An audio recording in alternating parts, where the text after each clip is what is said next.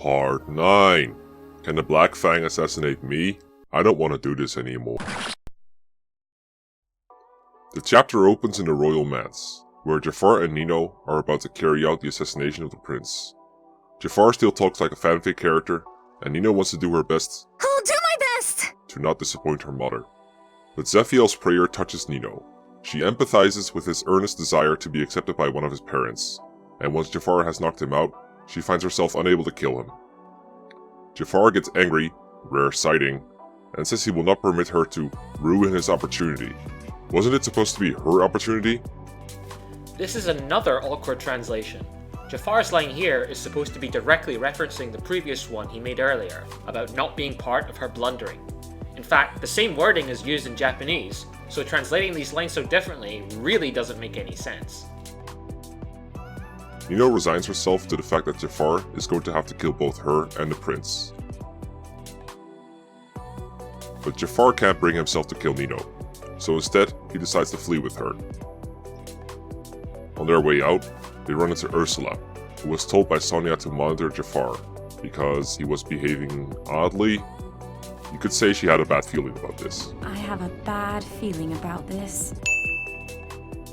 Ursula is surprised that Nino is still alive, given she was meant to die as a scapegoat, however the fuck that works, but Jaffar makes it clear he won't let Nino die. Ursula's response is to get Maxine, her lieutenant, to douse the lights and attack the pair with yet another huge-ass Black Fang army. So let me get this straight. Sonia thought Jaffar was behaving oddly, so she called Ursula and said, "Hey Ursula, take Maxime and like 50 soldiers and follow Jaffar around, just in case he does something weird." If Sonia was suspicious of Jaffar, then why didn't she just take him off the job and have Ursula perform the assassination instead? Sending a force of like 50 people as an insurance policy to make sure that one guy performs his job is ridiculous on so many levels. Wouldn't it just make it way more likely that they get noticed?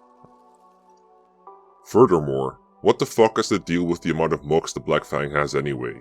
They're supposed to be an elite guild of assassins, not a mercenary army, yet the game consistently seems to throw endless waves of them at you. Again, I know this review isn't about the gameplay, but it would make a lot more sense if most of these maps had you fighting small groups of powerful enemies, rather than legions of scrubs. Additionally, dousing the lights is a pretty dumb move. As far as Ursula knows, there's no one else here, so eliminating the light sources just makes it harder for all these Black Fang assassins to find the two people she's trying to stop from escaping. I guess they just really wanted this map to have fog of war. Anyway, Jaffar tells Nino to flee whilst he buys her time. Finally, the lords enter the manse to save Zaphiel, Jaffar, and Nino from the Black Fang. They fight, they win, and Ursula dies no matter what, because Limstella has to take her quintessence. If you save both Jaffar and Nino, you get the stupid extra scene, where the lords decide to spare Jaffar. But Jaffar inadvertently infuriates Hector by mentioning the other people he's killed. Hector moves to decapitate Jaffar, but stops because Jaffar didn't draw his weapon. The reason being, he wasn't ordered to. Gee, I don't recall you being ordered to spare Zaphiel and kill loads of fellow Black Fang members. Nino cries, and that's enough to get Hector to back down.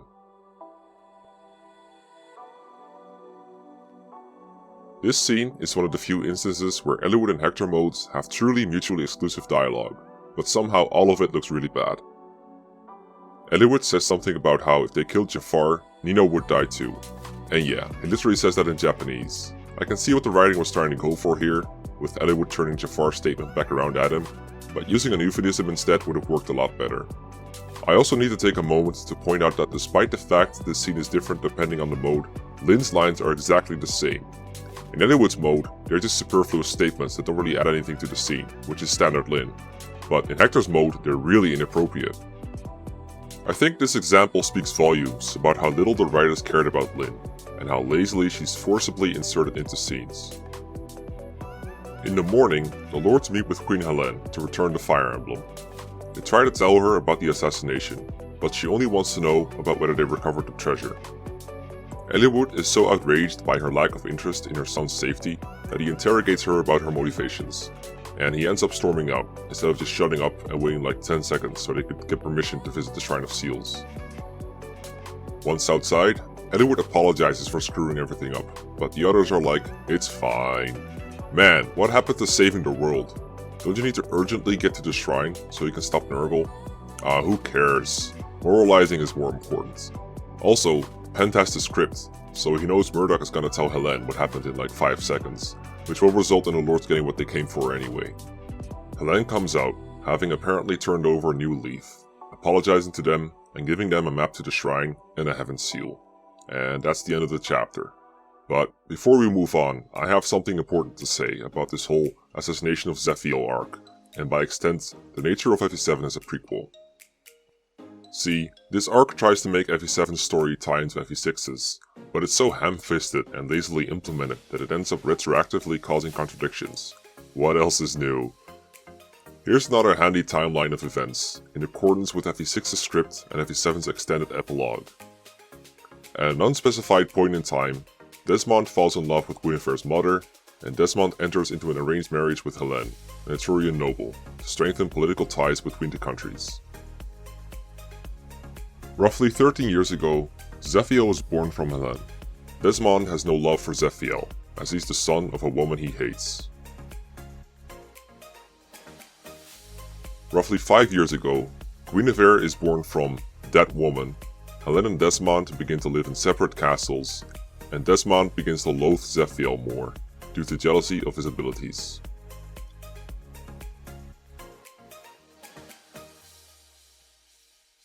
Now in the present day, Desmond has the Black Fang steal the Fire Emblem to prevent Zephiel from being named the heir to the throne, and then attempts to assassinate Zephiel.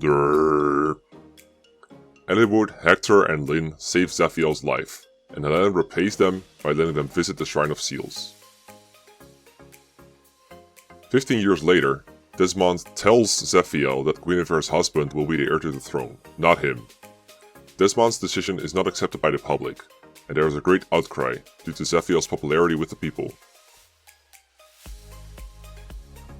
Desmond decides to kill Zephiel, again, this time with poison. Zephiel survives being poisoned thanks to Murdoch, was withheld a non-fatal poison in alive, but decides to fake his death upon finding out that Desmond is planning on having Helen and Murdoch killed too. Desmond comes to Zephiel's coffin to affirm his death, then Zephiel fatally stabs him. Zephiel changes into a bitter asshole. Roughly 25 years later, Zephiel contacts Jan, resurrects Idun, Byrne invades Lycia, and the events of FE6 are set in motion. So, this part right here makes no fucking sense.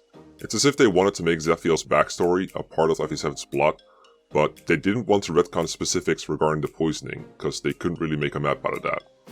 As a result, we get this shit show, which just makes everyone involved look stupid. Desmond's order of actions in particular make no fucking sense, but the repercussions of this red insert extend to FE6 itself.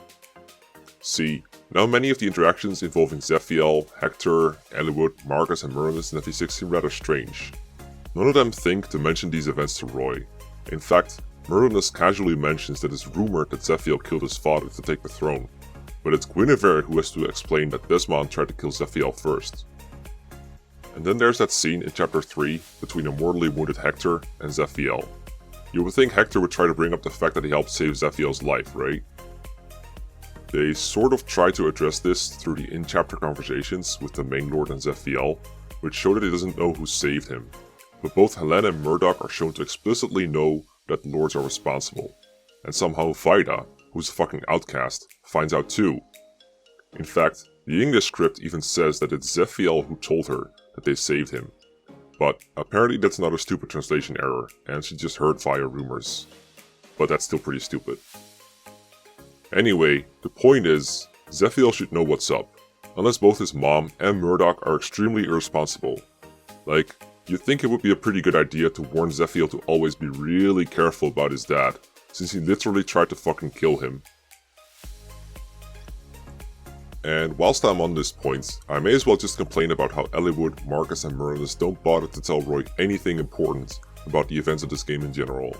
Like, you'd think information about the divine weapons, or Arcadia, or Athos, or Dragon's Gate would be pretty useful for Roy to know, right? I mean, it seems to be fairly common knowledge that Byrne's army has dragons in it. Maybe Eliwood gets a pass if he's so ill that he's always out of it, and Marcus can die, and Hector dies before he gets to explain things, but Merlinus is always there and he can't even die, so it's bullshit. To be clear, for the idiots who will intentionally attempt to misrepresent my argument here, this is not a problem with FE6. It's a problem with FE7's nature as an unplanned, poorly thought out prequel. It's not adding to the context or history of FE6 at all. It just detracts from it by creating plot holes, making characters look stupid, and messing with the lore. Just like a certain other prequel.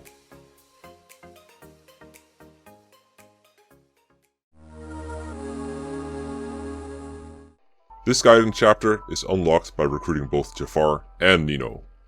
During the night, Nino sneaks out to go talk to Sonia. This is presumably because Jaffar told her that Sonia had ordered him to kill her. He notices Nino leaving and tries to stop her, but she is adamant. Sonia is her mother, so she has to talk to her about this. Jaffar won't let her go alone, so he tags along. Apparently there's one other Black Fang base where Sonia could be, and yet another one Nergal did not know of or care to tell anyone about. For some reason, the lords, who were listening in on this whole conversation, end up letting Nino and Jaffar leave before deciding to follow them in secret. Sure, Hector has some reservations, but it's pretty out of character for Eliwood and Lyn not to call out to them and ask to come along, with some dumb mantra about being friends or whatever. This line from Nino is important in answering that question. I haven't told them, they're all good people, so they would know I'm not lying. And yet, I want to see Mother. I want to hear the truth from her. So, in the English script, this line can seem a bit confusing, as you have to read between the lines a lot to get to the heart of the implication here. That Nino knows she could ask for help from the Lords, but that she's chosen not to because she doesn't want to escalate the situation. This type of incomplete thought is more common and easier to intuit in Japanese, but it's a lot jankier in English. So they probably should have made it a bit more clear. Either way, the Lords choose to follow in secret because they recognize Nino's concerns. At the Water Temple, Limstella confronts Sonia, pointing out that Sonia still hasn't dealt with Eliwood. Sonia says that she will kill Eliwood with her own hands, as Brandon walks in unexpectedly. This exposure of Limstella causes Sonia to decide the jig is up. She mocks Brandon as she explains how everything she's done has been to enable Nergal to take control of the Black Fang, before saying it's time for Brandon to die. They exchange blows in spectacular GBA map sprite fashion. Brandon dies, but he manages to leave Sonia with her wound. Limstella harvests his quintessence and offers to take over Sonia's duties, but Sonia reiterates that she is going to be the one who kills Eliwood. A minor character that we've only heard about in dialogue before, Jan, witnesses the whole scene and flees, running into Nino and Jaffar on his way out. As he's telling Nino about what happened, Sonia appears and scares him off, before she begins to chastise Nino, suddenly revealing that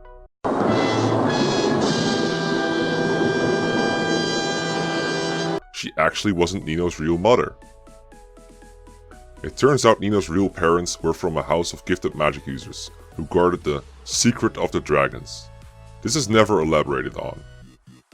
You might think that she's talking about the Dragon's Gate, but Nergal already knew about the gate, because he sent his kids through it ages ago. I mean, Nergal did forget a lot of important things as a result of dark magic, but it's kind of bizarre that he would have to rediscover the existence of the gate that he supposedly always wanted to open. Anyway, Sonia extracted this secret from Nino's family, using a child as a hostage, before murdering a lot of them. But Nino's mother managed to protect Nino with her life.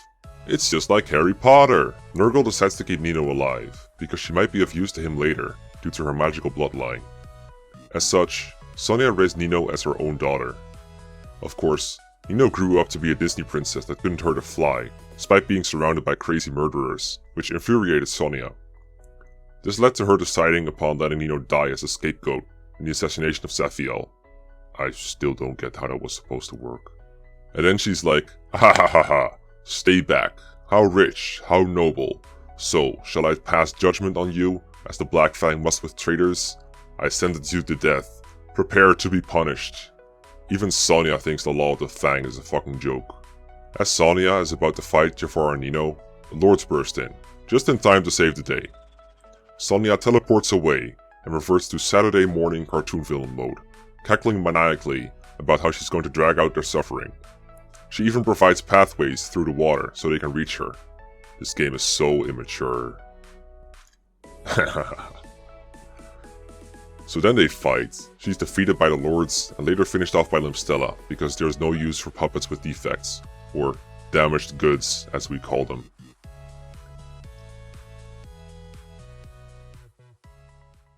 After the map, Jan comes out of hiding and dumps exposition to complete Nino's backstory.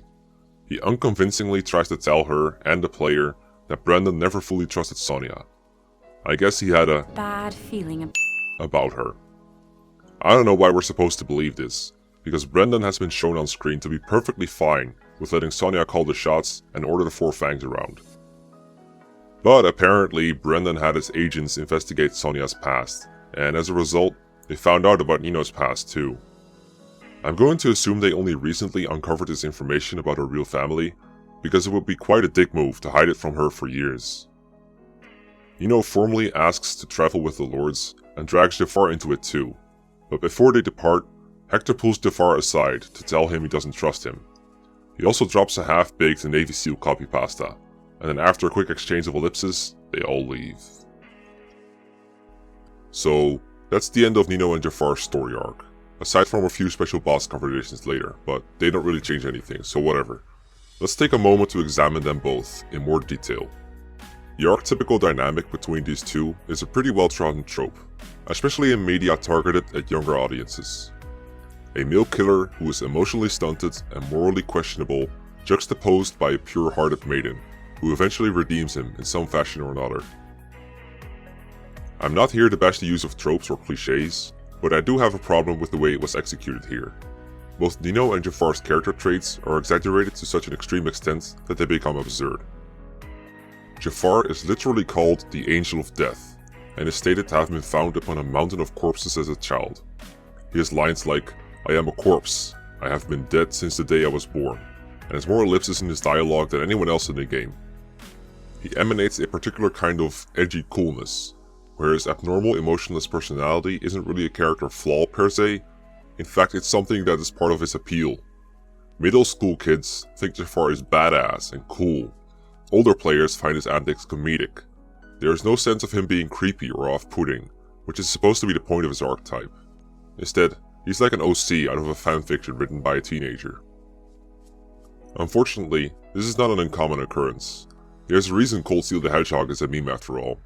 But that's not an excuse, it's still bullshit, because it effectively makes light of fucked up things like child abuse and child soldiers. We should be feeling simultaneously repulsed by and sympathetic towards Jaffar. Instead, we're either laughing at him or idolizing him. And that's just messed up, which should mean something coming from me. I like to fuck my cats. Anyway, you might think that comparatively, Nino's character is fine. I mean, she has a tragic past too, and a mom that hates her, but at least she wasn't found on a fucking mountain of corpses. And she doesn't remember any of what happened to her anyway. Plus she's had some positive influences while growing up, like Nergal, Jan, Brandon, Lloyd and Linus. I mean, there is the obvious problem with the Black Fang being murderers for hire, but even murderers can know how to have a good time, if you know what I mean. But did Nino really grow up in the Black Fang? I'm pretty sure you think she did. I thought she did. Everyone around her seems to think she did. She seems to think she did. She's very surprised when the main lord tells her in chapter 28 that Nergal is controlling the Black Fang, and she also says she's never met Nergal before in her Jaffar support. And look at the way she talks about the Black Fang's past, with lines like, "I love the Black Fang. Nergal and Sonia have ruined it, but the Black Fang that my father and brothers made, everyone was so kind, I thought of them as my family." And then Jan follows up by saying, that was a good time. This is the same kind of language that Uhai and Legault use when reminiscing about the good old days, which implies he was there before everything went to shit. Furthermore, the level of intimacy that she has with many Black Fang characters suggests that they've known each other for a fairly long time, like the intro scene in Four Fanged Offense, or stuff like Uncle Legault or whatever. And yeah, I know the honorifics that Nino uses in Japanese or whatever aren't necessarily indicative that the characters she's talking to are close to her, and that it's more her just being really friendly, but calling people you don't know uncle in English is entirely inappropriate. You can only really say that if both of you are close enough to justify it, cause otherwise, you either look like you're mocking them, or you're a weirdo. Translating it literally is stupid, so shut up about it, you goddamn weeboos. So it's pretty clear that there's a strong implicit narrative that Nino has a fairly long history with the Black Fang and its members.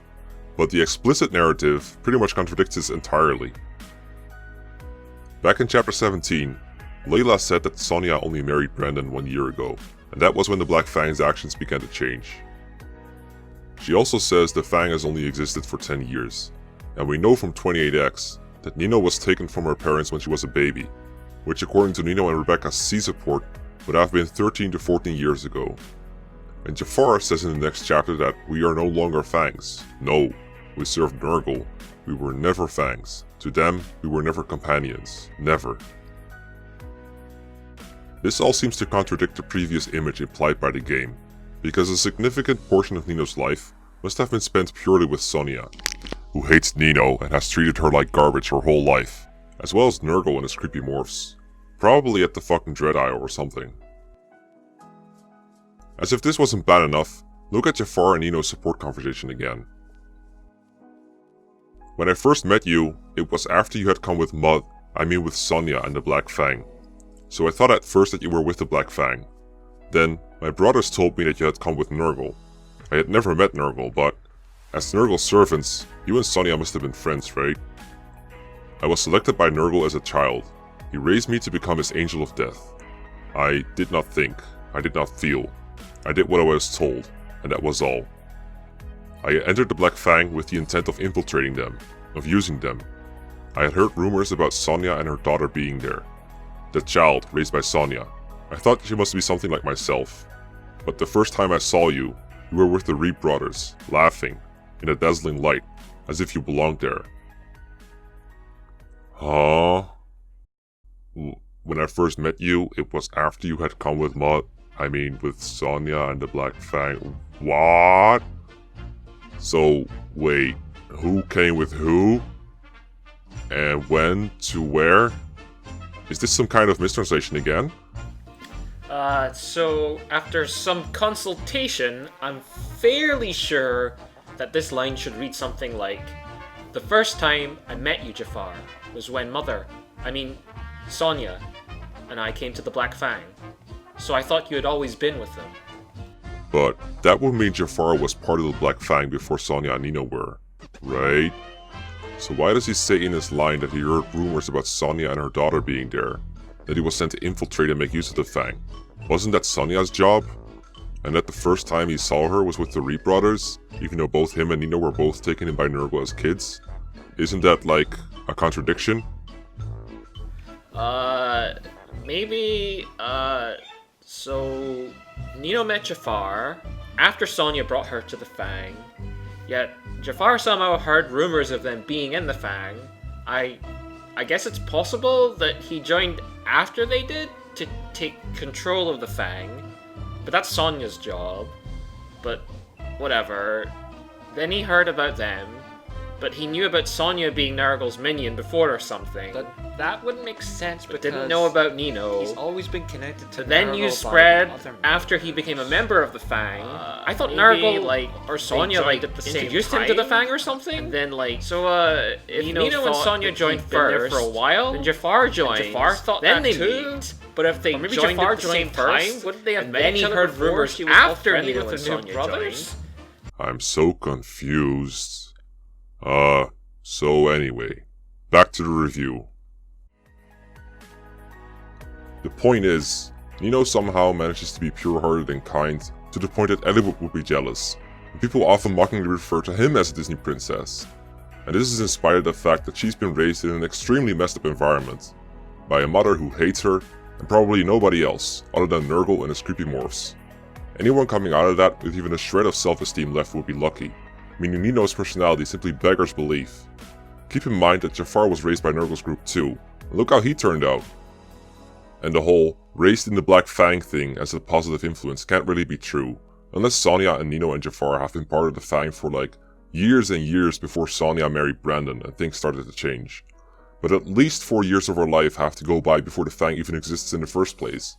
and the idea that Nergal has Sonia sit around in this group for years and years not doing anything or exerting any influence doesn't make any sense. Everyone talks about how things changed in Black Fang when Sonia and Nergal appeared. Like Legault says, "The Black Fang's finished, isn't it? The commander's dead, the 4 Fangs are gone. Everything went crazy after you all appeared." And Ulhai says, "The Black Fang has changed. Nergal sent that woman." And we know the Fang started to change 1 year ago, when Sonia married Brendan, so what? Was he fucking her in secret for like 5 years or something before he married her? See, the thing is, the further back you have Sonia and company join the Black Fang, the more plausible Nino's character gets, but that also ends up being either contradictory or just making Nergal and Sonia look incompetent. But if they join later, then Nino's personality is bullshit. Either way, you can't win.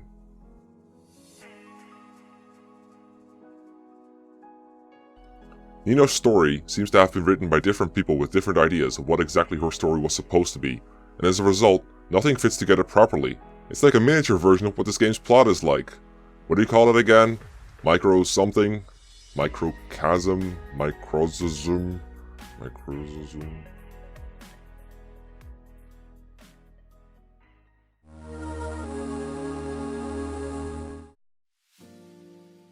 So, do you notice anything funny about this intro? Cause I do. Why does it say Sealed Shrine? It's the Shrine of Seals. And why does it say they approach the castle? They're going to the shrine. Yeah, the Japanese script says Sealed Shrine is Fuin no Shinden, and has always been translated as Shrine of Seals elsewhere. The last line about the castle in Japanese is just Shinden again, aka temple or shrine, so I have no idea how this error occurred. The opening narration already has an error in it. That's a great start. So if the player skipped 28x, this chapter opens with a scene that basically compresses the events of 28x, concerning Sonia and Brendan, into a few lines. Really makes you wonder why the fuck chapter 28x was a skippable one at all, if they needed to have Brendan and Sonia dead for the plot to function anyway. Anyway, what you'll normally see first is Lord Lloyd and a group of Black Fang members chilling at the shrine, just waiting for Eliwood and company to arrive so they can kill him. I have a few questions. Number 1. Why does the Black Fang know where the Shrine of Seals is? It's supposed to be a well-guarded secret. The whole reason the stupid mid-game side quest occurred was because Pent insisted we needed permission to actually reach it. So did Desmond tell them how to get there, or give them permission? Why would he do that? Number 2. How did the Black Fang know Eliwood and friends were going to the shrine? Are the Lords some kind of band that announces where they're touring next on social media? Is that how Ubens found them? Number 3. Why are there no burn soldiers around here at all? The Queen's map told them how to get here using a secret path, and the opening narration talks about them passing burn soldiers unnoticed. So that means there are soldiers in the general vicinity. They either just don't notice the Black Fang, or the big battle is about to play out, or they just don't care. I mean, I guess the Queen did say burn soldiers won't move out, but I kinda think they'd at least send a goddamn scout or something. There's no real answers to these questions, but I can tell you why the questions even exist. FE6 Chapter 21. They wanted to recreate an epic battle at the Shrine of Seals against a huge army with reinforcement zones. But they couldn't have it be against the actual forces of Burn, or have them be involved in any way, because that would cause a war, so it had to be the Black Fang. And no Burn forces can get involved whatsoever, because then talk of a battle at the Shrine of Seals would spread, and that might cause a war. Man. It's a good thing the developers were careful enough to make sure to avoid anyone being around there to see what's going on. Oh. Anyway, the Black Fang announces themselves to Eliwood, as is tradition, and the epic battle begins. Now, because every FE game needs to have a sympathetic enemy on the wrong side of the conflict, the remaining Reap Brother will not listen to Legault or Nino. This is excusable in the case of Linus, because he thinks with his heart and not his head, but Lloyd's responses are just whack. Like, the entire way he was characterized up till now was that he was the level-headed, clear-thinking one. And now he's so emotionally devastated by the death of his brother that he can't stop to think about things at all. Camus characters are usually obligated to some kind of greater duty in service to a country, so they can't back down. But the Black Fang is basically finished anyway, so all they're really loyal to is their own need to avenge their sibling. Not exactly a paragon of justice, huh? Honestly, this awkwardness could have easily been avoided if they weren't so insistent on having that stupid route split. This subplot flows much better if Lloyd dies first, and Linus is confronted here instead, so why make it a choice at all? In the midst of all this, HiTydes flies in with a couple more Black Fang mugs, mumbling about how Zephiel insisted that it was these people who saved him from assassins. As I outlined earlier, this is a mistranslation. HiTydes only found out through rumors. In the context of the English script, this error not only causes plot holes regarding Zephiel, but it also makes it nonsensical that HiTydes flies in as part of the Black Fang, rather than a neutral unit or something. In Japanese, at least it sort of makes sense that she found out who saved Zephiel via the survivors of chapter 28 or something, because then she would still be with the Black Fang. So after they've massacred the Black Fang and actually killed Nino's remaining stepbrother, Athos casually warps in, saying he's been watching all this time in his scrying crystal. Hector is understandably frustrated by this, wondering why he didn't just warp them all here in the first place. Athos says he couldn't do that because he needed to test them, in order to see if they were worthy of wielding the legendary weapons against Nergal. Eliwood's response confirms what I pointed out earlier, that Athos told him basically nothing except go to the Shrine of Seals in that stupid "time has passed" fade out back in the desert, and nobody thought to ask anything more. Speaking of Eliwood's responses, who does he think he is in this conversation? Solid Snake? Invited, a nuclear weapon. Anyway, they get teleported underground, and we're introduced to Bramimond, another character who doesn't make any fucking sense. What else is new? So Bramimond is another one of those legendary heroes who somehow isn't dead, and has been guarding the seal on the legendary weapons since the end of the Skyrim. Apparently Bramimond has no self, so I'll be referring to them as they. So they are not very keen on letting our heroes use the legendary weapons against Nergal. At least, until Athos points out that the lords made it here by themselves, which apparently means they won't be seduced by power or something. I don't get it either. I mean, the Black Fang got here, and we know what happened to them, but whatever. Anyway, Bramimond changes their mind because of this. So really, Bramimond is the main reason this entire arc exists at all. If they didn't exist or weren't as stubborn, Athos wouldn't have had to risk playing into Nergal's hands by having the lords come precariously close to triggering a war between Lycia and Bern. He could have just warped everywhere and grabbed the weapons for them to go beat up Nergal with when he was at his weakest. Well, I guess maybe he thought the lords needed to get some XP first. You might expect me to start ranting here, asking questions like, how stupid is Bramimond? But to be honest, it's not that big a deal. Like, it's pretty normal for fantasy adventure stories to involve race stakes, or require the heroes to prove themselves, so bitching about that would just be bitching about the genre. There are probably ways to write this so it would feel less contrived, but whatever, it's not really worth complaining about. But what is worth complaining about is Athos' explanation to Bramimond. Athos says that Bramimond has no self, and reflects who they're talking to, as it has no personality of its own. Now this clearly doesn't make any sense, because if Bramimond has no self and only reflects who it's talking to, then it wouldn't have any inclination to protect the seals, so it would just undo them if asked. You could even shove someone like Ninian or Florina in front of it, and it would be too timid to refuse, so there must be some kind of personality or remnant of the original hero in there. Also, during this conversation, Hector seems to think he's Lyn or something, with his Father Skyline. What the? Hector invokes no deities in the Japanese script here. Total fabrication. Oh, okay. Good job, translators. Whatever. Bramimond releases the seals and they teleport out again. Lyn talks about how mysterious Bramimond was. Not again. And Eliwood wonders why they released the seals. Dude, that was just explained to you. Are you a goldfish? And then Athos' reply doesn't make any sense at all. The fuck is this shit? The translators seem to think that Athos was responding to Eliwood with his reply, but this is not the case in the original script. His line is really more of a response to Lyn, just an elaboration on Bramimond's nature. Okay, got it. Thanks. Stop talking. So then Athos says that Nergal probably sensed the seals being released, so they should hurry. Speak of the devil, guess who's back?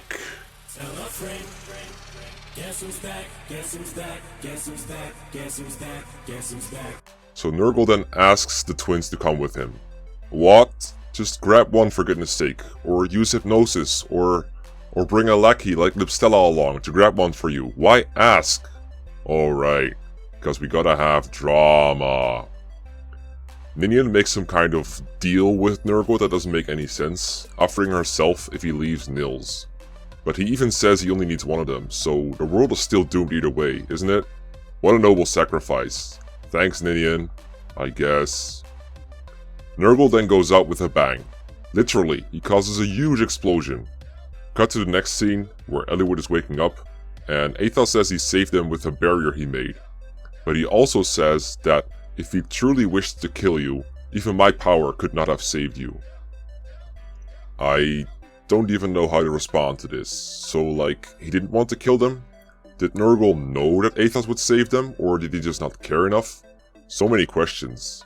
In fact, honestly, Nergal's behavior past this point in the game is all around confusing, but I'm gonna save all the analysis for later, when we have the whole picture.